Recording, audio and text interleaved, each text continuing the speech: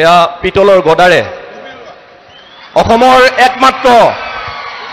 অসমৰ একমাত্ৰ মূৰ্তি থকা সত্ৰ খতৰা সত্ৰৰ পবিত্ৰ প্ৰাংগণত গদাৰে আদৰণি জনাইছে সন্মানীয় ৰাজ্যিক সভাপতি মহোদয় আৰু সন্মানীয় মুখ্যমন্ত্ৰী মহোদয়ক। খবৰ কেনেকুৱা? কিমান ভাল? একদম সঁচাই বহুত ভাল না? একদম সঁচা? তেতিয়াহ'লে মোৰ লগত ডাঙৰ কৰি ক'ব, ভাৰত মাতা কি। আৰু অলপ ডাঙৰ লাগিব, ভাৰত মাতা কি। Narendra Modi, Dilip Saikia, BJP, AGP. একদম খবৰ ভাল, মই গম পাই গলো চবৰে। বিহু খালে নে নাই ভাল কৰি? বিহুৰ ফাংচনো হ'ল, চব হ'ল। এতিয়া ইলেকশ্যন, ঠিক আছে। ইলেকশ্যন কোন তাৰিখে হ'ব? 7 তাৰিখ। চব ৰেডি হৈ আছে? জিকিব নাই বিজেপি? একদম ফাইনেল আছে নে নাই, নে আকৌ ছেমি ফাইনেল আছে? ফাইনেল আছে? ঠিক আছে, মই কেইটামান কথা কম, ফাইনেলটো আৰু ভালকৈ ফাইনেল কৰি দিব, ঠিক আছে? কথাখিনি ভাল কৰি শুনিলে হ'ব না?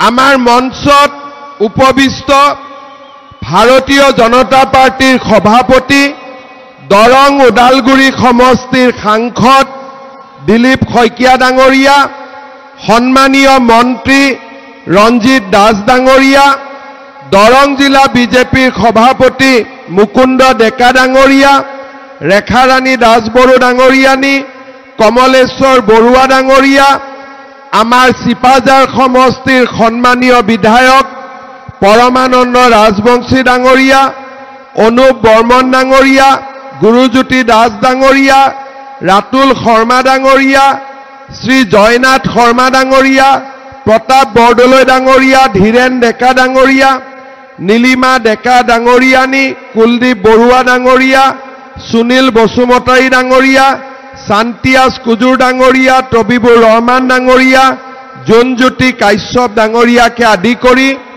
মঞ্চত উপবিষ্ট বিশিষ্ট ব্যক্তিসকল, আই মাতৃসকল, যুৱক যুৱতী বন্ধু বান্ধৱীসকল আৰু মোৰ সেৱাৰথলী ৰাইজ, পোনপ্ৰথমে মই খতৰা সত্ৰ আৰু পৰম পিতা আমাৰ সকলোৰে পৰমাত্মা ভগৱানৰ প্ৰতি শ্ৰদ্ধা আৰু ভক্তিভৰা প্ৰণাম জনাইছোঁ। খতৰা সত্ৰত মই বহুদিন অহা নাছিলোঁ, আজি ইলেকশ্যনৰ ব্যস্ততাৰ মাজত আহিছোঁ, কিন্তু সত্ৰখনৰ টিংপাত দেখি লাগিছে যে সত্ৰখনৰ কাৰণে কৰিবলগীয়া আৰু বহুত আছে। মই মে মাহত সত্ৰলৈকে আৰু এদিন আহিম আৰু দিলীপ শইকীয়া ডাঙৰীয়া, পৰমানন্দ ৰাজবংশী ডাঙৰীয়াৰ লগত কথা পাতি সত্ৰখন সুন্দৰভাৱে নিৰ্মাণ কৰাৰ কাৰণে আমি কিছু নতুন ব্যৱস্থা গ্ৰহণ কৰিম। মোক বহুদিনৰ পৰা দিলীপ শইকীয়া আৰু পৰমানন্দ ৰাজবংশী ডাঙৰীয়াই কৈ আছে, আহিব পৰা নাছিলোঁ, কিন্তু মে মাহতে যেনেকৈ নহওক মই আহিম। আহিয়ে মন গৈছে যে এদিন ভাল কৰি আহিব লাগিব আৰু সত্ৰত মাহ প্ৰসাদ নিৰ্মালি লৈ আমি অসমবাসী ৰাইজৰ মংগল কামনা কৰিব লাগিব।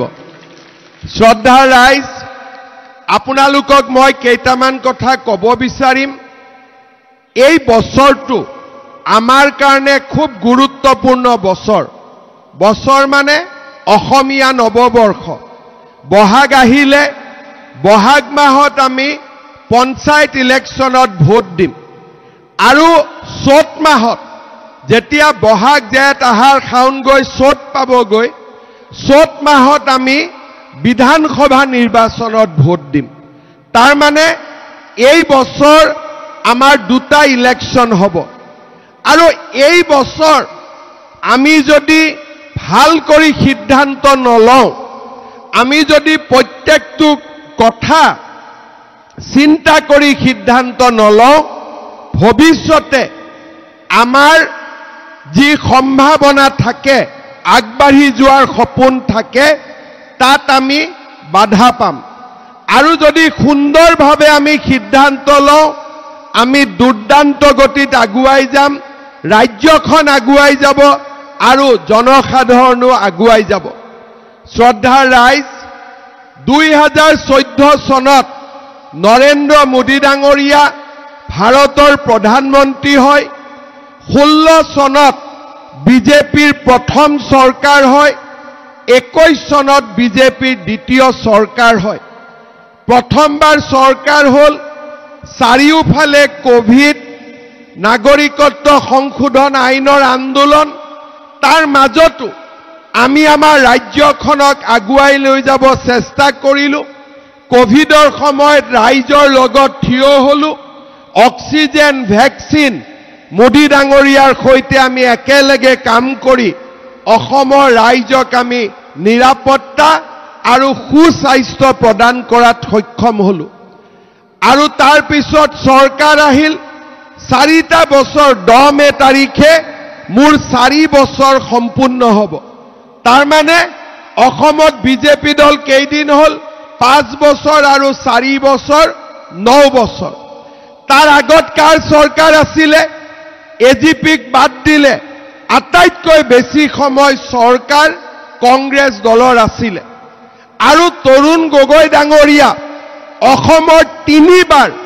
একেলগে মুখ্যমন্ত্ৰী হোৱাৰ সুযোগ পাইছিল 15টা বছৰ আৰু এজনে মুখ্যমন্ত্ৰী আপোনালোকে চিন্তা কৰক এটা যুগত এটা যুগ শাসন কৰাৰ দায়িত্ব অসমৰ ৰাইজে কংগ্ৰেছ দলক দিছিলে 15টা বছৰ সৰু দিন নহয় 4 বছৰ মই মুখ্যমন্ত্ৰী হলো 4 বছৰত আমি কিমান কাম কৰিছো তাৰ বিষয়ে মই কৈ যাব পাৰো বহুত সময় লাগিব 15 বছৰততো তাতকৈ বেছি সময় লাগিব লাগে যে 15 বছৰত আমি কি কৰিলো আজি কংগ্ৰেছ দলক যদি আমি খুধু যে আমাৰ মনত নাই অলপ আপোনালোকে কওকচোন 15 বছৰত কি হল বুলে 15 বছৰত দৰঙত স্কিল ইউনিভাৰ্সিটি হল বুলে 15 বছৰ দৰঙত মেডিকেল কলেজ হল বুলে 15 বছৰত দৰঙত নাৰেঙ্গী কুৰুৱাৰ দলঙৰ ওপৰত নাৰেঙ্গী কুৰুৱাৰ দলঙৰ চিন্তা হল কংগ্ৰেছ বিলাকে কব এবিলাকটো আমাৰ দিনত হোৱা নাই তেলে কাৰ দিনত হল আপোনালোকৰ দিনত কি হল উত্তৰটো সোনকালে নাহে অলপ যেতিয়া কওঁ বাবা কিবা এটা কচোন কি কৰিলি কিবা এটাটো ৰাইজক কব লাগে বুলে দাদা আমি লুঙি দিছিলো নহয় লুঙিৰ পিছত কি দিছিলি বুলে ধুতি দিছিলো বুলে ধুতিৰ পিছত কি দিছিলো হুটা দিছিলো কম মানে কংগ্ৰেছৰ দিনত পূজাত যেনেকৈ আমি পঞ্চমৃত দিও কংগ্ৰেছৰ পঞ্চমৃত আছিলে লুঙি ধুতি হুটা কম্বল আঠুৱা হয়নে না মই ভুল কৈছো নেকি কক মই ভুল কৈছো যদি মোক শুধৰাই দিয়ক আজি কংগ্ৰেছে 5টা বছৰ 10টা বছৰ 15টা বছৰ অসমত লুঙিৰ ৰাজনীতি কৰিলে ধুতিৰ ৰাজনীতি কৰিলে ৰাইজৰ কাম নকৰিলে সেইকাৰণে মই মাজে মাজে কংগ্ৰেছ দলক কওঁ যে আপোনালোকে হাতৰ ছবিটো বাদ দিয়ক লুঙিৰ ছবিত ইলেকশ্যন উঠক মই ভুল কৈছো নেকি আজি আপোনালোকে চিন্তা কৰক কংগ্ৰেছ দলে আমাৰ ৰাজ্যখনৰ বাবে একোৱে কৰি থৈ নগল আজি দিলীপ শইকীয়া দৰং ওদালগুৰিৰ এমপি তেখেতে কয় বাইপাছ বনাব লাগে বাইহাটা চাৰিলিৰ পৰা তেজপুৰৰ ৰাস্তা 4 লেন কৰিব লাগে দৰঙেদি ৰেল লাইন আনিব লাগে আৰে বাবা দিলীপ শইকীয়াৰ আগতে ইয়াত এমপি কোনো নাছিলে নেকি কংগ্ৰেছৰ এমপি নাছিলে নেকি তেওঁলোকে কি কৰি থৈ গল যাক লৈ আজি আমি গৌৰৱ কৰিব পাৰো একোটো আঁচনি নাই একো স্কিম নাই আজি প্ৰথমবাৰৰ বাবে অসমৰ বিকাশৰ ৰাজনীতিত দৰং জিলাই আটাইতকৈ যোগ্য অধিকাৰ লাভ কৰিবলৈ সক্ষম হৈছে আপোনালোকে মঙ্গলদৈত গলে দেখিব স্কিল ইউনিভাৰ্সিটি প্ৰত্যেক বছৰে 10,000 ল'ৰা ছোৱালী অসমৰ ভাৰতৰ ভিতৰতে এখন শ্ৰেষ্ঠ ইউনিভাৰ্চিটি হ'ব মঙলদৈত গৈ আছে। 8 ছেপ্টেম্বৰ তাৰিখে প্ৰধানমন্ত্ৰী দৰং জিলাত আহিব। দৰং জিলাত medical college, BSc nursing college, GNM college, 3খন শিক্ষানুষ্ঠানৰ একেলগে আধাৰশিলা স্থাপন কৰিব। নাৰেংগীৰ পৰা কুৰুৱালৈ যোৱা ৰাস্তা, দলং, ৰিং ৰোড তেখেতে আৰম্ভ কৰিব। আৰু ভগৱানে যদি আমাক শক্তি দিয়ে, খুব কম সময়ৰ ভিতৰতে আমি বাইহাটা চাৰিআলিৰ পৰা তেজপুৰৰ ৰাস্তাও 4 লেনিং কৰা আৰম্ভ কৰিম। আজি আমি সেই ধৰণে আগুৱাই গৈছো। আজি আপোনালোকে চিন্তা কৰক, যোৱা 60টা বছৰ কংগ্ৰেছে দৰং জিলাৰ বাবে এনে কি কাম কৰি থৈ গ'ল, যাক লৈ আমি গুণ নকৰিলে। কংগ্ৰেছৰ আঁচনি কেনেকুৱা আছিলে? মহিলাসকলক মিটিঙত মাতিব, বোলে আজি কংগ্ৰেছৰ মিটিং, বোলে মিটিঙত কি দিয়ে, ট্ৰাকৰ ওপৰত 200 বান্ডিল খুটা থাকে, ট্ৰাকৰ পৰা দলিয়াই দিয়ে। এগৰাকী মহিলাই এটা বান্ডিলত 20 গৰাকী মহিলাই জঁপিয়াই পৰে, কোনে কাৰ গাত খুটা পাব। এই আছিলে কংগ্ৰেছৰ দিনৰ পৰিৱেশ। আৰু এনেকুৱা পৰিৱেশ চিপাঝাৰ, মঙলদৈ বোলে 1 লেটা খুটা পাওঁ যদি পাম, কিন্তু 5,000 মহিলা আহে, 200 বান্ডিল খুটা, কোনে পাব কোনে নাপাব একো কথা নাই। অংগনবাদী চাকৰি এটাৰ কাৰণে টকা দিব লাগে, অংগনবাদী কেন্দ্ৰ বনাই পাৰ চৰাইও সোমাব নোৱাৰে। স্কুল কলেজৰ অৱস্থা নাই, ৰাস্তা ঘাটৰ অৱস্থা নাই। মানুহে অসমমালা, ভাৰতমালাৰ নামে শুনা নাছিল। আজি আমাৰ ৰাজ্যখনলৈ পৰিৱৰ্তন আহিছে। প্ৰতিটো পল, প্ৰতিটো মুহূৰ্ত আমি ৰাইজৰ কাৰণে কাম কৰিবৰ বাবে প্ৰয়াস কৰিছো, প্ৰচেষ্টা কৰিছো। আজি আমাৰ ৰাজ্যখনৰ চাৰিওফালে উন্নয়ন আৰু বিকাশৰ আন্দোলন। বন্দুকৰ শব্দ নোহোৱা হ'ল, বোমৰ শব্দ নোহোৱা হ'ল, ঢোল আৰু পেপাৰ শব্দত আজি অসমৰ মানুহে বহাগ বিহু পালন কৰিছে। বিহুৱে বিশ্ব দৰবাৰ পালেগৈ, ঝুমুৰে বিশ্ব দৰবাৰ পালেগৈ, চৰাইদেউ মৈদাম আন্তৰ্জাতিক স্বীকৃতি পালে। লাচিত বৰফুকনৰ শৌৰ্য বিজয় সমগ্ৰ বিশ্বতে জনপ্ৰিয় হৈ উঠিলে। আৰু আমাৰ অসমীয়া ভাষাই ধ্ৰুপদী ভাষাৰ মৰ্যাদা পালে। মাত্ৰ 4টা বছৰতে, এই 4টা বছৰতে আমাৰ ৰাজ্যখনৰ প্ৰতিখন জিলাত একোখনকৈ মেডিকেল কলেজৰ সপোন বাস্তৱত ৰূপায়িত হোৱাৰ দিশত আগবাঢ়িছে। প্ৰত্যেকখন জিলাতে এখন এখন বিশ্ববিদ্যালয় স্থাপনৰ সপোন আগবাঢ়িছে। আজি আমাৰ ৰাজ্যৰ প্ৰতিটো জিলাতেই ব্ৰহ্মপুত্ৰ নদীৰ ওপৰত একোখনকৈ দলং বনোৱাৰ কাম আজি আমি আগবঢ়াই লৈ যাব পাৰিছো। কোনে চিন্তা কৰিছিল? আজি কংগ্ৰেছৰ সময়ত 10-12 বছৰৰ পৰা কৈ আছিল নাৰেংগী কুৰুৱাৰ ওপৰত দলং হ'ব, দলং হ'ব, কিন্তু শিলবালি কোনেও দেখা পোৱা নাছিল। আজি 3 বছৰৰ ভিতৰত আমি আপোনালোকক নাৰেংগী কুৰুৱাৰ মাজত দলং নিৰ্মাণ কৰি আমি দেখুৱাই দিম। গুৱাহাটী আপোনালোকৰ ৰিং এটাৰ বাটত পৰিণত হ'ব। এই সংকল্পৰে আজি আমি আগবাঢ়িছো। 2021 চনত মই যেতিয়া অসমৰ মুখ্যমন্ত্ৰী হিচাপে নিৰ্বাচিত হৈছিলো, তেতিয়া প্ৰত্যেকটো সমষ্টিতে আমি 16,000 পৰিয়ালক অৰুণোদয় দিছিলো। 16,000 পৰিয়াল। ইলেকশ্যন আগবাঢ়িলে অৰুণোদয় 22,000 হ'ল। এইবাৰ আমি সিদ্ধান্ত লৈছো, চিপাঝাৰ, মঙলদৈ, দলগাঁও আমি 40,000 পৰিয়ালক অৰুণোদয় আঁচনি দিম। ইতিমধ্যে ফৰ্ম ফিল আপ হৈছে, সকলো কাম সম্পূৰ্ণ হৈছে। মোক দিলীপ শইকীয়া পৰমা ৰাজবংশী ডাঙৰীয়াই জনাইছে যে আৰু 3-4 হাজাৰ যদি অৰুণোদয় পাই যাওঁ, আমাৰ দুখীয়া মানুহসকলে অৰুণোদয় পাই যাব। আজিৰ সভাতে মই দলগাঁৱৰ কাৰণে আৰু 4,000, মঙলদৈৰ কাৰণে আৰু 4,000, চিপাঝাৰৰ কাৰণে আৰু 4,000 অৰুণোদয় মই ঘোষণা কৰিছো, যাতে প্ৰতিটো দুখীয়া পৰিয়ালে অৰুণোদয় আঁচনি পাব পাৰে। মই আমাৰ জিলা পৰিষদ, আঞ্চলিক পঞ্চায়ত, গাঁও সভাৰ সদস্য, নিৰ্দলীয় হলেও বিজেপি সকলোকে মই অনুৰোধ কৰিম যে গাঁৱত যেতিয়া যাব, দুখীয়া মানুহে যদি কয় মই অৰুণোদয় পোৱা নাই, নামটো লিখি আনিব, ইলেকশ্যনৰ পিছত দিলীপ শইকীয়াৰ হাতত জমা দিব, আমি সকলোকে অৰুণোদয় পোৱাৰ ব্যৱস্থা কৰি দিম। ভাল হ'বনে বেয়া হ'ব? এটা কথা কওকচোন, অৰুণোদয় ভাল নে লুঙি ভাল? একদম মনৰ পৰা ক'ব, অৰুণোদয় ভাল নে লুঙি ভাল? অৰুণোদয় ভাল নে ধুতি ভাল? অৰুণোদয় ভাল নে খুটা ভাল? একদম পাক্কা কৈছেতো।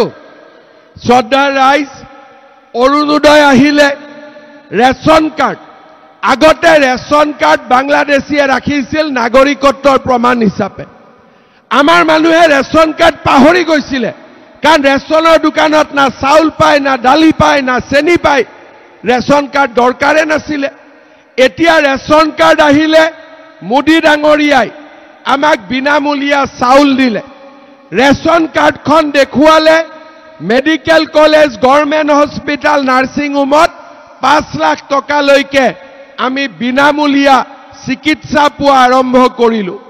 এইবাৰ মই আৰু এটা নতুন কথা ভাবিছোঁ, কলেজত যেতিয়া নামভৰ্তি হয় বিনামূলীয়া নামভৰ্তি, কিন্তু প্ৰিন্সিপালসকলে কয় গাঁওবুঢ়া চাৰ্টিফিকেট আন, মৌজাদাৰৰ চাৰ্টিফিকেট আন, পঞ্চায়তৰ চাৰ্টিফিকেট আন, তাতে 700-800 টকা খৰচ হৈ যায়। এইবাৰ মই সিদ্ধান্ত লৈছোঁ যে বিনামূলীয়া নামভৰ্তিৰ কাৰণে মাত্ৰ ৰেচন কাৰ্ডখন দেখুৱাই দিয়ক, বাছ। কাৰো একো চাৰ্টিফিকেট নালাগে, ৰেচন কাৰ্ড মানে দুখীয়া, ৰেচন কাৰ্ড মানে আৰু একো চাৰ্টিফিকেট নালাগে। লগতে আমি অসম চৰকাৰত আৰু এটা সিদ্ধান্ত লৈছোঁ যে কোনো ক্ষেত্ৰতে ইনকাম চাৰ্টিফিকেট আৰু ল'ব নালাগে, ৰেচন কাৰ্ড মানে ইনকাম চাৰ্টিফিকেট। ভাল হ'ব নে বেয়া হ'ব? একদম মনৰ পৰা কওক, ভাল হ'ব নে বেয়া হ'ব? হ'ব। এতিয়া আৰু এটা কথা মই আপোনালোকক ক'ব খুজিছোঁ, আমাৰ সকলোৰে মনত ইচ্ছা যে PMY ঘৰ এটা আমি পাব লাগে, হয় নে নহয়? ইচ্ছা লাগে নে নাই? এতিয়া মহিলাসকলে কয় পোৱা নাই, নাই পোৱা। কিয় পোৱা নাই? আগতে জিঅ' টেগিং কৰিলে 20,000 25,000 টকা ঘোষ দিব লাগে। এইবাৰ আমি কি কৰিলোঁ যে জিঅ' টেগিং হ'ব, জীৱিকা সখী বাইদেউসকলে জিঅ' টেগিং কৰিব, কোনেও পইচা ল'ব নোৱাৰিব। পইচা লৈছে নেকি এইবাৰ? নাই লোৱা। এতিয়া যি 2-এগৰাকী এতিয়াও বাদ পৰি গৈছে, জিঅ' টেগিং কৰিব পৰা নাই, 10 মে'ৰ পৰা 25 মে'লৈকে আমি এনেকুৱা এটা ব্যৱস্থা কৰিম যে নিজৰ জিঅ' টেগিং নিজে কৰি ল'ব পাৰে। ভাল হ'ব নে বেয়া হ'ব? নিজেতো নিজৰ পইচা খাব নোৱাৰে, হয় নহয়? এই হাতৰ পৰা পইচাটো ল'ব, সেই হাতত সোমাই দিব, নিজেতো আৰু খাব নোৱাৰে। গতিকে এইবাৰ আমি জিঅ' টেগিঙৰ ব্যৱস্থা কৰিব খুজিছোঁ। প্ৰথম বাইদেউসকলে কৰিলে, এইবাৰ নিজৰ জিঅ' টেগিং আমি নিজে কৰিম। আমাৰ চাউল হৈ গ'ল, মেডিকেল হৈ গ'ল, কলেজত এডমিশ্যন হৈ গ'ল, ঘৰৰ সমস্যা সমাধানৰ ৰাস্তাত আমি আগবাঢ়িলোঁ। এইবাৰ মই আৰু নতুনকৈ চিন্তা কৰিছোঁ যে 1 অক্টোবৰৰ পৰা ৰেচন কাৰ্ডত চাউলৰ লগতে কম দামত আপোনালোকে দালিও পাব, নিমখো পাব, চেনিও পাব। ভাল হ'ব নে বেয়া হ'ব? সঁচা কথা কওক, লুঙিতকৈ ভাল নে বেয়া? লুঙি লাগে নে ৰেচন কাৰ্ডত চাউল দালি? কি লাগে? লুঙি লাগে যদি কংগ্ৰেছক ভোট দিব, আৰু চেনি, দাইল, নিমখ যদি কম দামত লাগে কাক ভোট দিব? কাক ভোট দিব? লগত এজিপিকো। হাতী মানে পদুম, পদুম মানে হাতী। হ'ব, য'ত য'ত পদুম আছে তাত পদুমক দিব, য'ত য'ত হাতী আছে তাতে হাতী দিব। হাতী মানে পদুম, পদুম মানে হাতী। হ'ব, সকলোৱে বুজি পালে? এতিয়া মোক এটা প্ৰশ্ন কৰক, চাউল হ'ল, মেডিকেল হ'ল, কলেজত নামভৰ্তি হ'ল, ঘৰৰ জিঅ' টেকিং হ'ল, চেনি বজাৰতকৈ 30 টকা কমত, দালি বজাৰতকৈ 30 টকা কমত, নিমখ 10 টকা কমত। আৰু এটা বস্তু লাগে আমাক, মোৰ মতেদি গেছৰ চিলিণ্ডাৰৰ দামটো কম হ'ব লাগে, হয় নে নহয়?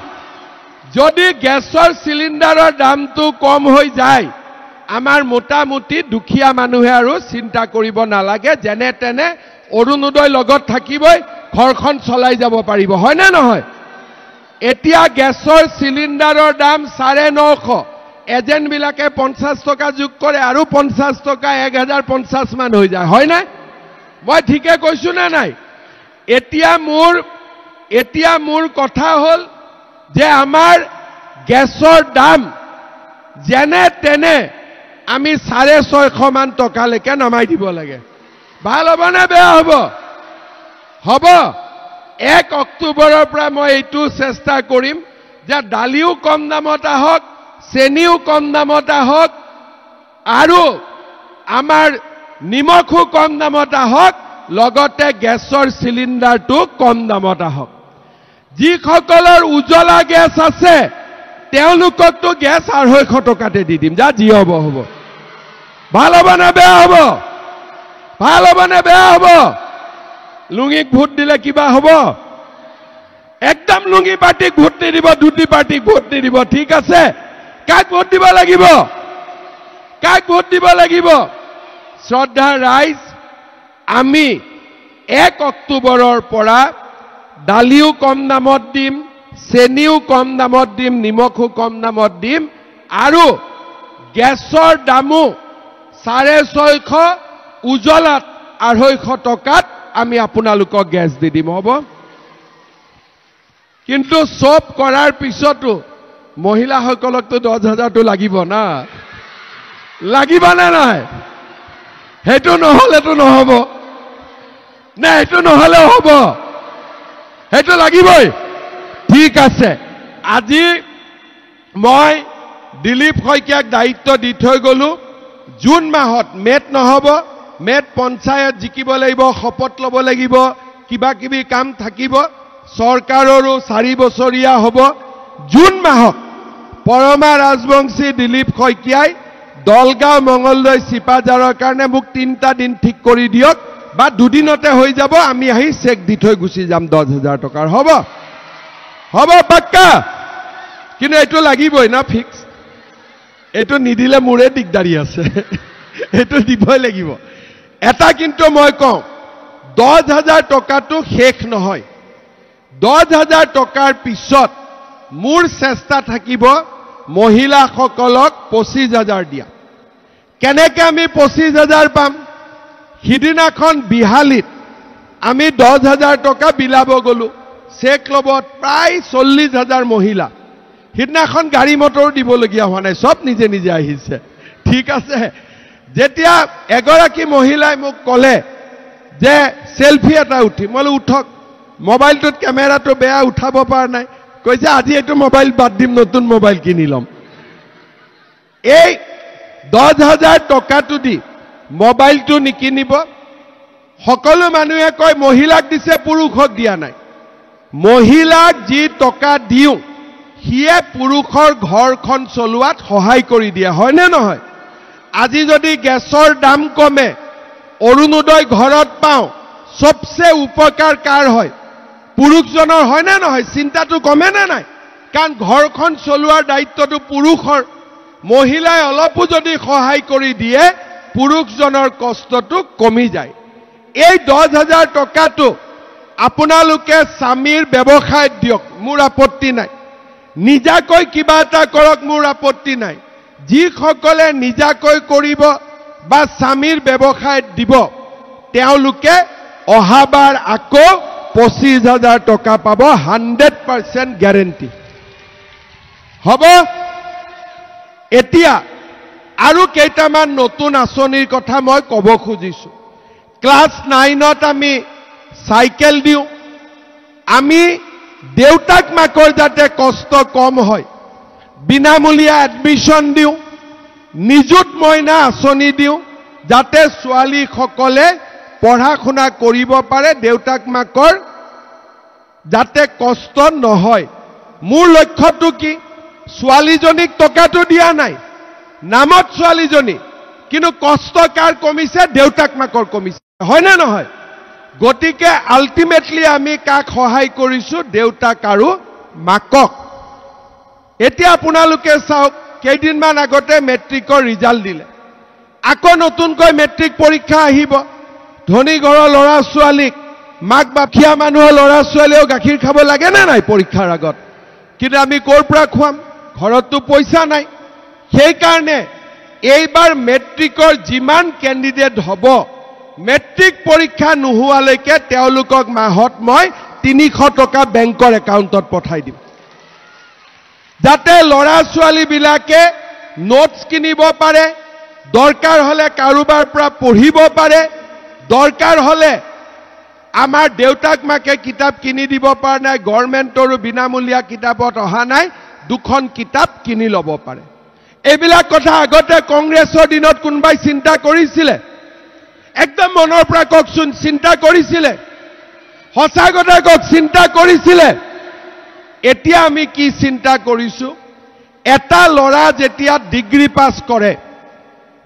পাছ কৰে মানে ইও ডাঙৰ ল'ৰা হ'ল মাক বাপেকক পইচা খুজিব লাজ পায় বোলে আজি গুৱাহাটীত ইণ্টাৰভিউ কালি যোৰহাটত ইণ্টাৰভিউ মাৰিব যাবৰ কাৰণে টকা নাথাকে ফৰ্ম ফিল আপ কৰিব টকা নাথাকে 300 টকা 400 টকা লাগে ফৰ্ম ফিল আপ কৰিবৰ কাৰণে এইবাৰ আমি সিদ্ধান্ত লৈছো যে এই বছৰৰ পৰা যিমান ল'ৰাই ডিগ্ৰী পাছ কৰিব সকলোকে মাহত আমি 2500 টকা এক বছৰৰ কাৰণে আমি দিয়াৰ ব্যৱস্থা কৰিম ভাল হ'ব নে বেয়া হ'ব আপোনালোকে চাওক ক্লাছ 9ত সাইকেল পালে 10ত 300 টকা মাহত পালে হায়াৰ সেকেন্ডাৰীত নিযুত মইনা পালে আৰু ডিগ্ৰী পাছ কৰি 2500 টকা কৰি মাহত পালে কংগ্ৰেছৰ দিনত চাকৰি কেনেকৈ হৈছিল অংগনবাদী চাকৰি এটাৰ কাৰণেও ল'ৰা ছোৱালীয়ে বিশেষকৈ ছোৱালীয়ে টকা দিব লাগিছিল 1 লাখ 1.5 লাখ 50,000 টকা ঘোষ নিদিলে চাকৰি নহৈছিল আজি আমি অসমত বিজেপি দল শাসনত অহাৰ পৰা 1.5 লাখ ল'ৰা ছোৱালীক আমি চাকৰি দিলো চাকৰি নামত মইতো বহুত দিনৰ পৰা ৰাজনীতি কৰিছো কাৰোবাক যদি কয় বেটা 3 লাখ টকা দে হেলথত চাকৰি এটা দিম দিবনে নিদিয়ে দিবনে নাই চাকৰিৰ কাৰণে পইচা চাকৰিৰ কাৰণে পইচা লোৱা আটাইতকৈ সহজ কংগ্ৰেছৰ নেতাবিলাকে যিমান বিল্ডিং বনালে যিমান গাড়ী কিনিলে সব চাকৰি টকা আজি 1.5 লাখ চাকৰি মই দিছো 1 লাখ কৰি যদি টকা ললোহেঁতেন মোৰ ঘৰত 1500 কোটি টকা জমা হ'লহেঁতেন কিন্তু বিজেপিৰ দিনত আমি 1.5 লাখ ল'ৰা ছোৱালীক চাকৰি দিছো এখন তামোল পানো কাৰোৰ পৰা আমি খোৱা নাই তাক আজি আমি ক'ব পাৰো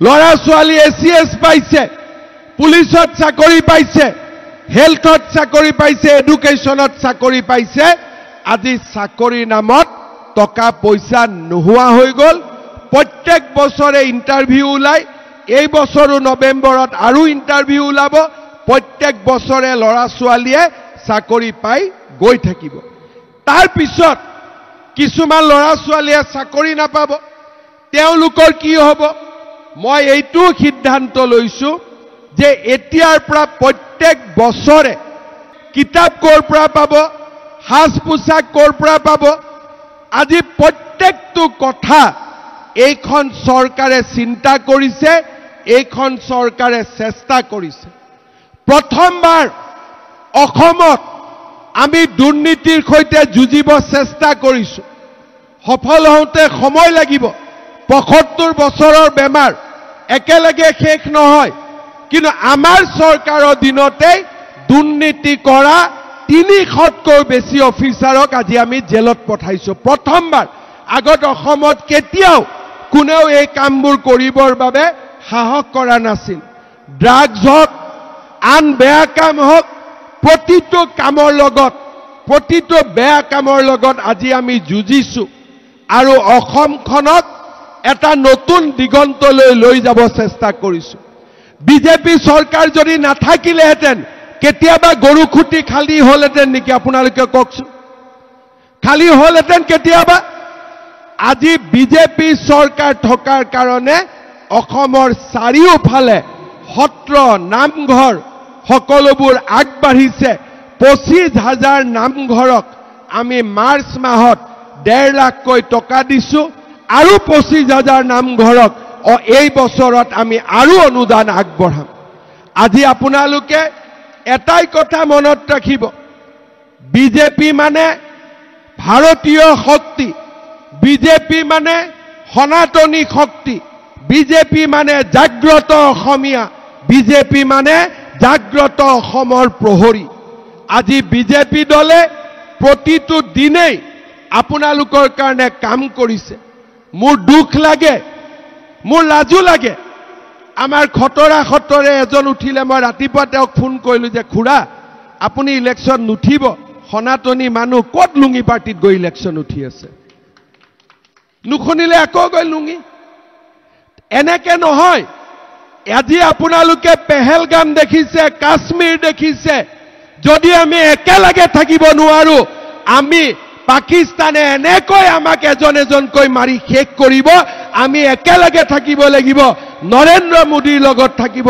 লাগিব তেওঁলোকক জবাব দিব লাগিব আজি শ্ৰদ্ধা ৰাইজ আপোনালোকে দেখিছে কাশ্মীৰ ক'ত অসমত মানুহে পাকিস্তান জিন্দাবাদ বুলি ফেচবুক লিখে সাহস চিন্তা কৰক পাকিস্তান ক'ত আৰু অসমত ল'ৰা ছোৱালীয়ে আজি সাহস কৰে পাকিস্তান জিন্দাবাদ এমএলএক মই এৰেষ্ট কৰিছো 27 জন ল'ৰা মানুহক এৰেষ্ট কৰিছো পাকিস্তান জিন্দাবাদ কোৱা কাৰণে এই পাকিস্তান জিন্দাবাদ ক'ৰ পৰা ওলালে এই পাকিস্তান জিন্দাবাদ ওলোৱাৰ মেইন কাৰণটোৱে হ'ল আমি যেতিয়া এক হৈ নাথাকো তেতিয়াই ৰাষ্ট্ৰত এনেকে শত্ৰুৰ জন্ম হয় যদি আমি সনাতনী মানুহ আমি যদি ভাৰতীয় মানুহ একলগ হৈ থাকো কোনো বাপৰ বেটা পাকিস্তানৰ সাহস নাই ভাৰতৰ ওপৰত ৰঙা চকু দেখুৱা সেই কাৰণে মোদীজীয়ে কয় এক रहेगा तो सेफ रहेगा लेकिन আমাৰ দুৰ্ভাগ্য যে শিক্ষিত মানুহসকলেও কেতিয়াবা লুঙি আৰু ধুতিৰ লোভ সামৰিব নোৱাৰে লুঙি আৰু ধুতিৰ লোভ সামৰিব নোৱাৰে আৰু সেই কাৰণে মই কওঁ যে চিনটো হাত বান্ধ হ'ব লাগে লুঙিৰ চিনত ভোট দিব লাগে তেতিয়াই ভাল হ'ব শ্ৰদ্ধা ৰাইজ সাধাৰণ মানুহে বুজি পায় আৰু প্ৰত্যেকজন অসমীয়া মানুহে বুজি পায় যে বিজেপি চৰকাৰখন অহাৰ কাৰণে আজি আমাৰ দেশত শান্তি আহিছে সম্প্ৰীতি আহিছে কংগ্ৰেছৰ দিনত চিন্তা কৰক মুছলমান মানুহক ওদালগুৰিত কি কৰা হৈছিল কোকৰাঝাৰত কি কৰা হৈছিল আজি কংগ্ৰেছৰ দিনত হিন্দু হক মুছলমান হক জনজাতীয় হক অজনজাতীয় হক সকলো নিৰাপত্তাহীনতাত ভুগিছিল কিন্তু আজি বিজেপিৰ দিনত ক'ত গ'ল বন্দুকটো নোহোৱা হৈ গ'ল বোমা বিস্ফোৰণ ক'ত গ'ল নোহোৱা হৈ গ'ল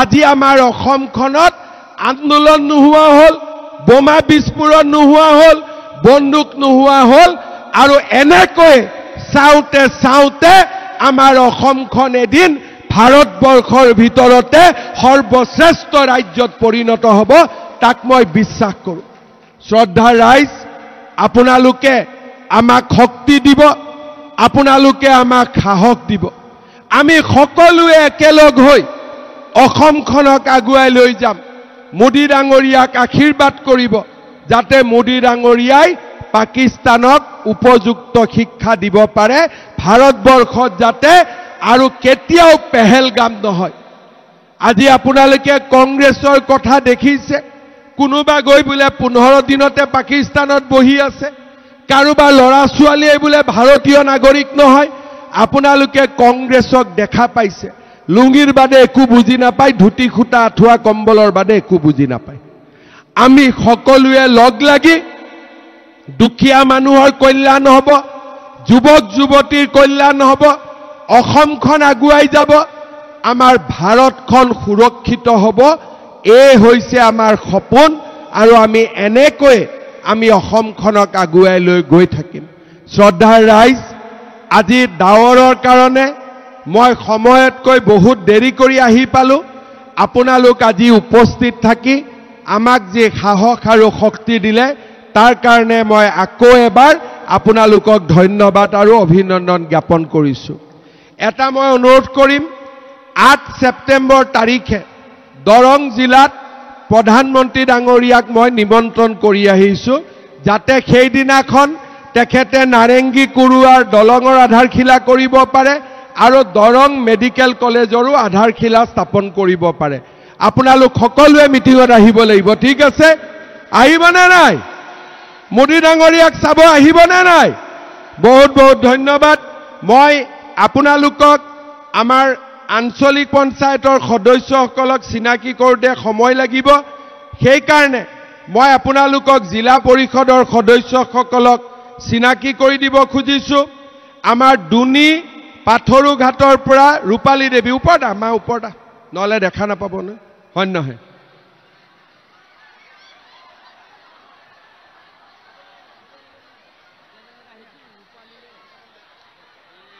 ৰূপালী দেৱী জিকিবনে নাই? পুৰা জিকিবতো? চবে জিকাবতো আপোনালোকে? একদম দে, চবকে হাত চাপৰিব যে, ৰাইজক সেৱা কৰ, ৰাইজক। তাৰপিছত হেমন্ত ডেকা, দেওমৰ্ণয়, টেঙাবাৰী। বাবা ই জিকিবই, ই জনপ্ৰিয় হয়, জিকিবই, হয় না নাই? জিকিবনে নাই? দে ৰাইজক সেৱা তাল, মোক নহয় ৰাইজক। সকলোৱে হাত চাপৰি, বঢ়িয়া। পৰিস্মিতা নাথ, চাহ খুৱাবলগীয়া হোৱা নাই আৰু ডাইৰেক্ট জিকি গৈছে, হয়নে? ক'ত গলি মা? দে পিছত হলে চাহ একাপ চবক খুৱাবি, হয়নে? দে ৰাইজক সেৱা এভাগ কৰ, বঢ়িয়া। তাৰপিছত চণ্ডী চৰণ চৌধুৰী, এজিপি হাতীৰ ছবি, জিকিবনে নাই? বঢ়িয়া, চবে জিকাব। ৰাইজক সেৱা এভাগ লওক, ৰাইজে ৰজা। মই যোৱাকালি কৈ আছো, খতৰা সত্ৰ, বৰদোৱা, কামাখ্যা মা, সকলোৰে কাৰণে আমি কাম কৰিম যাতে নাৰায়ণে আমাক আশীৰ্বাদ কৰে। কিন্তু নাৰায়ণৰ লগতে নৰৰো আশীৰ্বাদ লাগিব, নৰ আৰু নাৰায়ণ, তেতিয়াহে আচলতে আমি সকলো যুদ্ধতে জয়ী হ'ব পাৰিম। মঙলদৈ, শেৱালী গোস্বামী কলিতা, হাউলি। মঙলদৈতো হাউলি আছে, বৰ ভাল। দে দে সকলোৱে আশীৰ্বাদ কৰিব দেই, হাত চাপৰি। অনিতা ৰাজবংশী, চপাই। অনিতাই টিকট পাইছে, জিকিব। আমাৰ আশা বৰকাৰেও টিকট পাই গৈছে। দে আশীৰ্বাদ ল ৰাইজৰ, চবে হাত চাপৰি। বিতুপন ডেকা, আনকণ্টেষ্ট, ৰঙামাটি। বাবা চাহু খুৱাবলগীয়া হোৱা নাই। আমাৰ যুৱ মৰ্চাৰ জেনেৰেল ছেক্ৰেটাৰী, ৰাইজক সেৱা এভাগ ল, আশীৰ্বাদ কৰিব লাগে ৰাইজে। বঢ়িয়া। তাৰপিছত মণি দাস, এজিপি মোৱামাৰী, মোৱামাৰী জিলা পৰিষদ আছেনে মণি? দিয়ক। ৰিটায়াৰ্ড শিক্ষক, অৱসৰপ্ৰাপ্ত শিক্ষক, ভাল হ'ব, ৰাইজে আশীৰ্বাদ কৰিব। ৰাইজ ডাঙৰ কৰি হাত চাপৰি। দলগাঁৱত ৰফিকুল ইছলাম, বিহুদিয়া আহিছে, আহক। আচ্ছা, মণ্ডল সভাপতি আছিলে, বঢ়িয়া, ভাল। আখতাৰা বেগম, শ্যামটিলা। শ্যামটিলাটো আগতে কলাইগাঁৱত আছিলে, এতিয়াতো দৰঙত আহি গ'ল। দে মা, দে চবৰ পৰা আশীৰ্বাদ ল, দোৱা ল, বঢ়িয়া। ছফিয়া খাতুন, এজিপি। ছফিয়া খাতুন, এজিপি আছে না মা? ঠিক আছে বাইদেউ, আপুনি সকলোৰে পৰা নমস্কাৰ এটা, প্ৰণাম এটা কৰি আশীৰ্বাদ লওক। চবে হাত চাপৰি বজাওক। জাইনুদ্দিন আহমেদ, বেছিমাৰী, এজিপি। বঢ়িয়া, সকলোৱে সমৰ্থন কৰিব। মই আকৌ এবাৰ কলো, হাতী মানে কি? সকলোৱে মনত আছে নাই? জানিব লাগিব না। হাতী মানে কি? পদুম মানে কি? একদম পুৰা বুজি পাইছেতো? পিছত ক'ব পদুম নাপালো ভোটটো কাক দিলো ঠিকে নাই বোলে হাতী নাপালো ভোট দিলো কাকো এইটো নহয় এখন বেলটত হয় হাতী থাকিব নহয় পদুম থাকিব হাতীক ভোট দিলেও মোদীৰ ঘৰত পদুমক ভোট দিলেও মোদীৰ ঘৰত হ'ব দুইটাই একদম সকলোকে মই পুনৰ এবাৰ ধন্যবাদ জনাইছো আকৌ আপোনালোকক ইমান দেৰি ৰখি আমাক যি মৰম খাদৰ দেখুৱালে তাৰ বাবে মই ধন্যবাদ জনাইছো মই আপোনালোকক আকৌ এবাৰ অনুৰোধ কৰিম পুৰা নৰেন্দ্ৰ মোদী ডাঙৰীয়াই দিল্লীত শুনাকৈ মোৰ লগত একেলগে কওক ভাৰত মাতা কি